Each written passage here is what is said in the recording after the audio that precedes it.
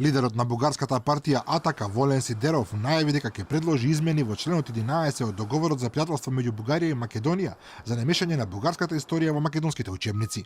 Наводно загрижен бидејќи во бугарското општество постои расположение да се преработат одредени периоди од бугарската историја, Сидеров најавува дека со измените во договорот ќе обезбеди заштита на настани и личности кои според него се бугарски, а Македонија се обидува да ги украде. Председателот на парламентарната група на Обединетите патриоти потсетува дека со преспанскиот договор Македонија се обврзала да се откаже од античкото потекло, па за да се заштитела и бугарската историја требало конкретно да се наведе дека Скопје нема да ги украде. Делото на светите бугарски просветители Кирил и Методи и нивните ученици, на бугарските владатели од династијата на Комитопулите Самуил, Радомир, Иван Владислав и Алузијан, како и деците на црковната, книжевната и национално-ослободителната борба. Двете договорни страни ќе се воздржат од секакви шпекулации и обиди за присвојување на историските настани или личности кои се дефинирани како заеднички за двете договорни земји. Секоја од двете договорни страни ќе се воздржи од какви било шпекулации и обиди на присвојување на историски настани или личности што се дефинирани дека припаѓаат единствено кон историјата на едната од двете договорни земји.